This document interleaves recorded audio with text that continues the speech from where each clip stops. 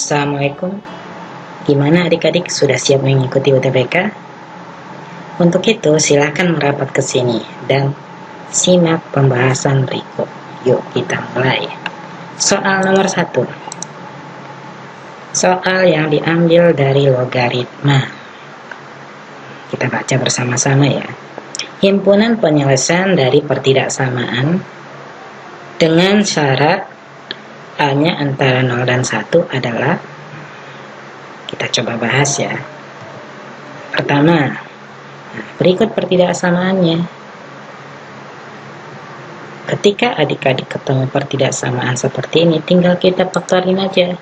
Berarti kan kalau difaktorin, dikalikan min 2, ditambahkan min 1.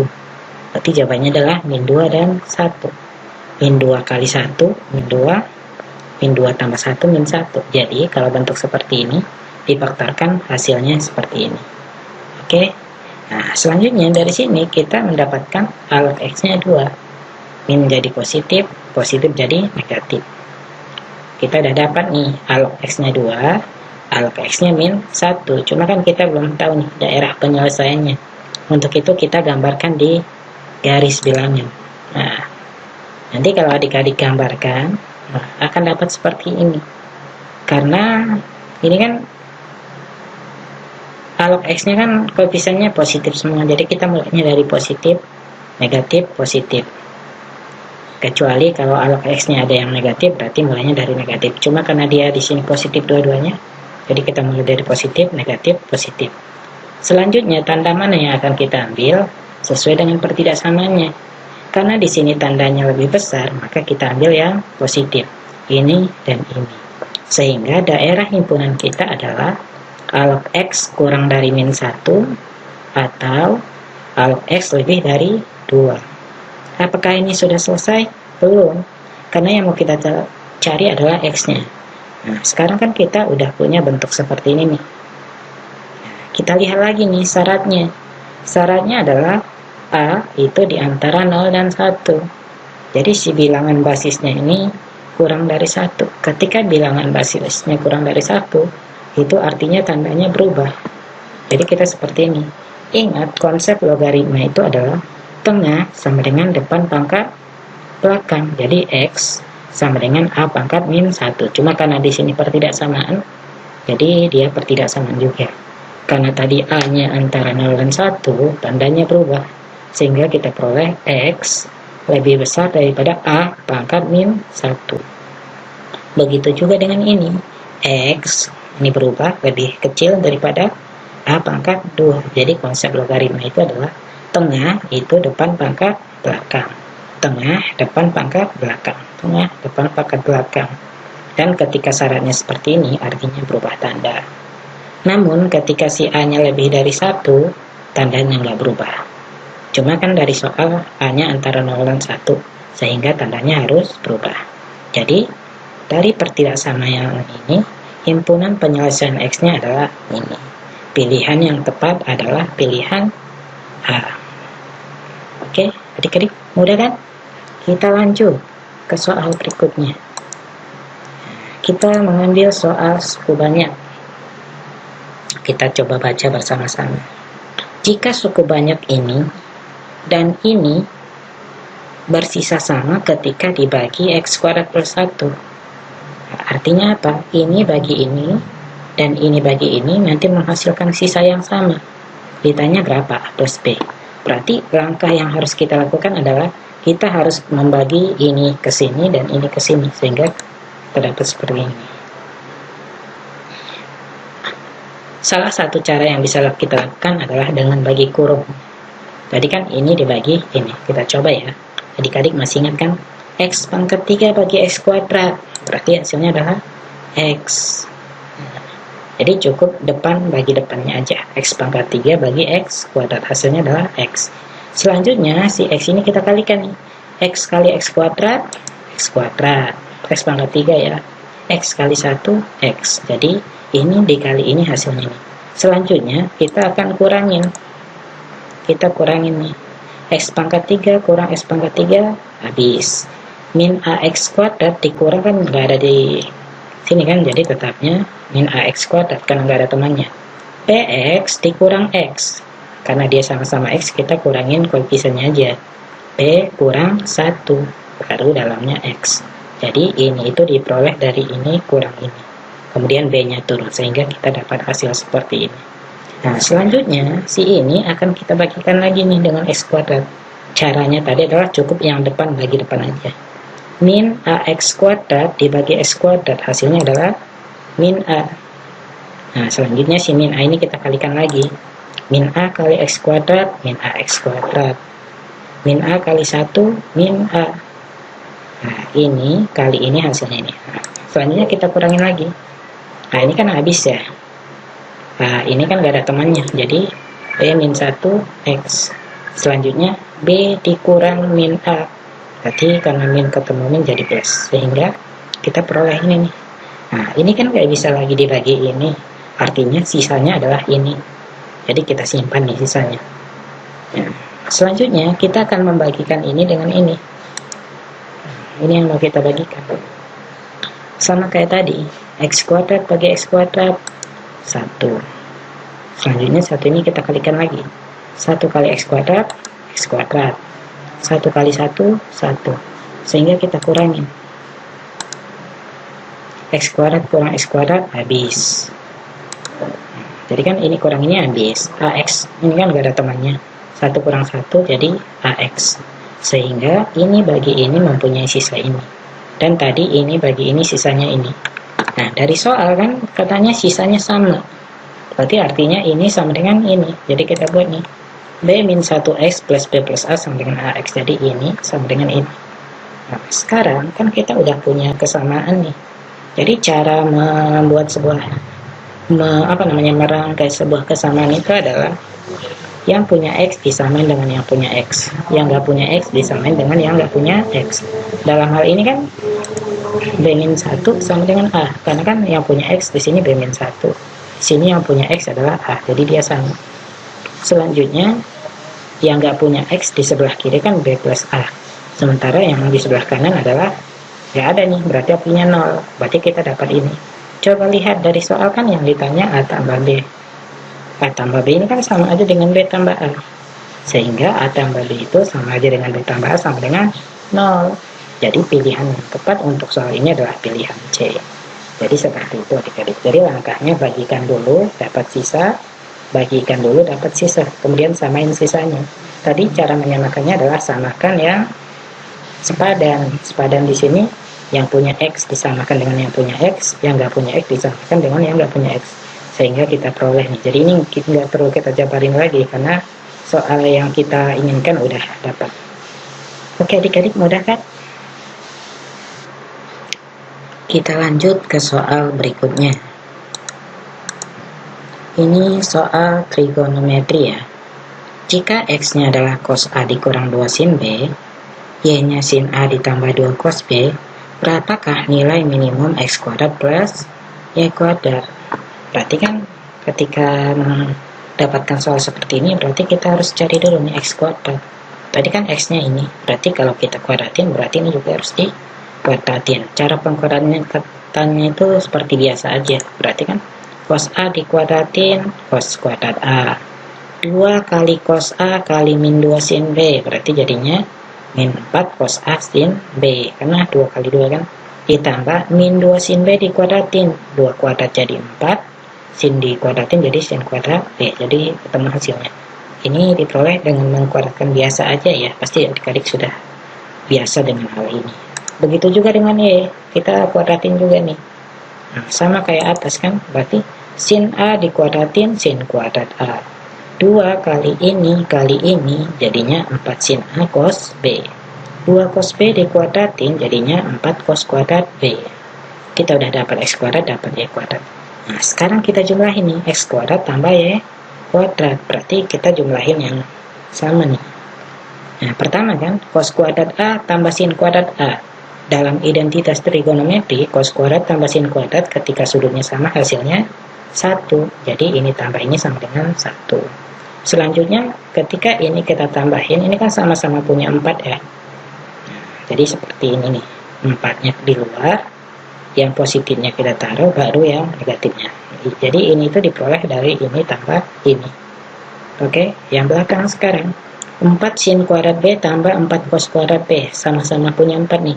Kita keluarin. Tadi kan sin kuadrat tambah cos kuadrat, ketika sudutnya sama kan nilainya 1. Jadi 4 kali 1 sama dengan 4. Jadi cos kuadrat tambah sin kuadrat 1. Ini tambah ini. 4 sin kuadrat B tambah 4 cos kuadrat B jadinya 4. Identitas ya. Nah, sekarang kita sederhanain lagi. 1 tambah 4 itu sama dengan 5. Sementara kan bentuk sin A cos B dikurang cos A sin B ini sebenarnya penjabaran dari sini nih. Nah, ini namanya selisih sudut trigonometri. Jadi kalau sin A dikurang B dijabarin jadinya sin A cos B dikurang cos A sin B. Jadi ini nih. Jadi ini kita kembalikan ke bentuk semula. Sehingga hasilnya ini. Pasti adik-adik ingat lagi di pelajaran kelas 10 ya, atau 11. Nah, sekarang bentuk terakhir kita ini. Yang dari soal kan ditanya nilai minimumnya. Berarti kita mencari nilai minimumnya. Ingat, nilai minimum trigonometri itu sin dan cos itu adalah min 1. Karena di sini sin, jadi nilai minimum sin itu adalah min 1. Sementara maksimumnya 1. Kita ambil minimumnya min 1. Sehingga si sin ini diganti dengan min 1. Berarti kita peroleh 5 ditambah 4 kali min 1. Berarti sama dengan 5. 4 kali min 1, min 4. Nah, ini tinggal kita kurangin aja ya. Jadi hasilnya adalah 1. Pilihan yang tepat adalah pilihan A. Jadi adik-adik nanti ketika ketemu soal seperti ini gak usah bingung. Kuadratin X-nya, kuadratin Y, tinggal tambahin. Nanti yang ditambahin yang sudutnya sama dulu, biar ketemu identitas trigonometri. Oke, kita lanjut ke soal nomor 4. Nah, ini soal fungsi kuadrat sebenarnya. Cuma di sini dia yang dipakai adalah elips. Jadi adik-adik gak usah bingung, entah itu elips, hiperbola, parabola, gak usah bingung karena bukan ininya yang penting, tetapi konsepnya. Kita coba bahas ya. Katanya kan elipsnya ini nih. Si Y sama dengan MX ini menyinggung elips ini. Ditanya berapa nilai 4M. Berarti pertama kita tulis dulu nih persamaan elipsnya. Karena di sini Y sama dengan MX, berarti kita ganti Y ini dengan MX nih. Y ini diganti dengan MX karena tadi Y sama dengan MX, sehingga dapat bentuk seperti ini. Selanjutnya ini kan masih ada bawahnya ya, jadi kelihatannya jelek. Kita perbagus saja, kita kalikan 4 semua ruas. Jadi kalau ini dikali 4 kan hasilnya X min 2 kuadrat. Kalau ini dikali 4 kan hasilnya 2 ini, karena kan 4 bagi 2, 2. Sementara 1 kali 4, 4. Jadi ini itu diperoleh dari ini kali 4. Selanjutnya ini tinggal kita jabarin aja nih. X dikuadratin, X kuadrat. 2 kali X kali min 2, min 4X. Min 2 dikuadratin, 4. MX dikuadratin, M kuadrat X kuadrat. Dikali 2, 2M kuadrat X kuadrat. 2 kali MX kali 1, 2MX. Dikali 2, 4MX. 1 dikuadratin, 1. Dikali 2, 2. 4-nya dipindahin, jadi min 4. Nah, kita ketemu persamaan ini. Nah, kita sederhanain dulu nih. Kan ini X kuadrat, ada X kuadrat. Ada X. Jadi kita satukan yang punya variabel yang sama. Yang X kuadrat kan dia ada 2M kuadrat sama 1. Jadi kita satuin. Sementara yang X kan ada 4MX sama min 4X. Jadi disatuin jadinya seperti ini. X-nya kita keluarin. Sementara 4 tambah 2, 6. Dikurang 4 hasilnya 2. Selanjutnya, ketika kita udah ketemu persamaan kuadrat, kita lihat apa hubungan antara si garis dan si elips. Ternyata menyinggung. Ingat, dalam fungsi kuadrat ada 3 hal yang perlu kita ketahui. Itu terkait dengan diskriminan. Kalau dia menyinggung, diskriminannya harus sama dengan 0. Kalau dia memotong, lebih besar 0. Kalau tidak memotong, lebih kecil daripada 0. Jadi kita pakai sesuai dengan yang ada di soal. Karena yang di soalnya menyinggung, jadi sama dengan 0. Nah, ini kan A, ini B, ini C. Tinggal kita masukin aja nih. B kuadrat, berarti ini kan B-nya. Berarti ini B kuadrat kurang 4, ini A-nya, ini C-nya. Selanjutnya bentuk ini kita jabarin. 4M dikuadratin, 16M kuadrat. 2 kali 4M kali min 4, min 32M. Min 4 dikuadratin, 16. Min 4 kali 2, min 8. Kali 2N kuadrat, min 16M kuadrat. Min 4 kali 2, min 8. Kali 1, min 8. Jadi ketemu nih bentuk seperti ini. Nah, selanjutnya ini akan kita sederhanain. Nah, ini kan habis nih. Ini sama ini habis. Sehingga yang tersisa kan min 32M. 16 kurang 8, 8. Kalau kita pindahin jadinya min 8. Nah, sekarang dari sini kita peroleh M-nya adalah 1/4. 1/4 ini min 8 bagi min 32. Jadi 1/4. Nah, disoalkan yang ditanya 4M. Berarti 4M itu adalah 4 kali 1/4 sama dengan 1. Jadi jawaban dari soal ini adalah 1A. Jadi seperti itu adik-adik. Sekali lagi jangan bingung dengan nama di sini. Entah itu elips, parabola, hiperbola, dan sebagainya, nggak usah bingung. Tapi yang kita pakai adalah konsep fungsi kuadrat, yaitu diskrimin tadi. Kalau dia menyinggung sama dengan 0, kalau memotong lebih dari 0, kalau tidak memotong lebih kecil dari 0. Gampang ya adik-adik? Oke, kita lanjut ke soal nomor 5. Soal nomor 5 ini tentang dimensi 3. Katanya ada balok AB, CD, E, F, G, H. Balok ya. Memiliki panjang rusuk AB-nya 8, BC sama dengan CG sama dengan 6. Kemudian P terletak di tengah AB dan θ adalah sudut yang dibentuk oleh EP dan PG. Ditanya cos θ-nya. Berarti langkah pertamanya kita lihat dulu baloknya. Ini baloknya ya. Tadi ukurannya kan AB-nya 8, BC-nya 6, CG-nya juga 6. Kemudian ada P di tengah AB, di tengahnya ya. Nah, selanjutnya kan katanya θ adalah antara EP dan PG. Berarti untuk mempermudahnya kita harus gambar sebuah segitiga. Nah, jadi kita gambar segitiga. Kan di sini EP, PG. Jadi ada 3 huruf nih, berarti segitiganya. Selanjutnya θ itu kan antara EP dan PG. Huruf yang sama adalah P, berarti θ-nya ada di P. Berarti EP dan PG. Yang ditanya adalah berapa nilai cos θ. Perhatikan untuk mencari cos θ nanti konsep yang kita gunakan adalah aturan kosinus. Berarti kita harus tahu ketiga sisi segitiga ini. Nah, yang pertama kita cari EP dulu. Coba lihat EP. Kalau kita pakai Pitagoras kan EP itu sama dengan akar dari EA kuadrat ditambah AP kuadrat. Nah, tadi kan ini 8. EA kan sama ini ya 6, berarti 6 kuadrat 36. AB-nya AB kan 8, AB-nya 4 setengahnya, berarti 4 kuadrat 16. Sehingga kita peroleh akar 52. Apakah perlu disederhanakan? Itu terserah adik-adik aja ya. Mau disederhanakan boleh, mau enggak juga boleh. Kita cari sisi berikutnya, yaitu PG. Nah, coba lihat nih, PG. Ini G ya. Jadi kalau kita mencari PG kan, berarti jalan yang kita tempuh kan PB, BC, CG. Jadi cukup PB kuadrat tambah BC kuadrat tambah CG kuadrat. Karena kalau kita menuju PG berarti ke B dulu, baru ke C, baru ke G. Nah, kita masukin nilainya. Tadi kan ini 4, berarti 16. Ini 6, 36. Ini juga 6, 36. Berarti hasilnya adalah 88. Sama ya, mau disederhanakan silakan, mau enggak juga boleh. Dan sisi ketiganya adalah EP. Bukan EP ya. Ini yang benar adalah EG. Jadi ini bukan EP ya, tapi EG. Jadi kita ganti. EG berarti kan dari E ke G, berarti EF tambah FG. EF-nya kan sama kayak ini ya, berarti 8, 64. FG-nya 6, 36. Jadi sama dengan 100, berarti akar 100 itu 10. Jadi ini EG ya, bukan EP. Salah tulis saja. Nah, sekarang kita udah dapat 3 sisinya nih. Kalau kita dapat 3 sisinya, kita tinggal menggunakan aturan kosinus. Aturan kosinus itu kalau adik-adik masih ingat itu pelajaran kelas 10 semester 2. Jadi kalau kita mencari cos θ nih, sudutnya di sini itu sama aja dengan kuadrat jumlah kuadrat dari sisi yang mengapit, dalam hal ini EP dan PG.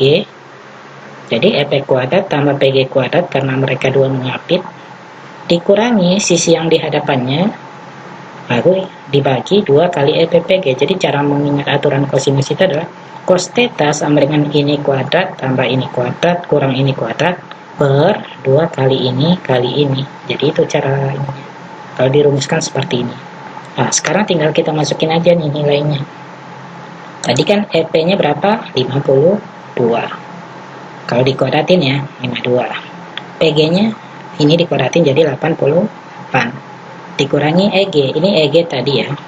100 jadinya. Bawahnya sama. Nah, ini dari mana nih 2 akar 13? Ini kalau disederhanakan jadinya 2 akar 13.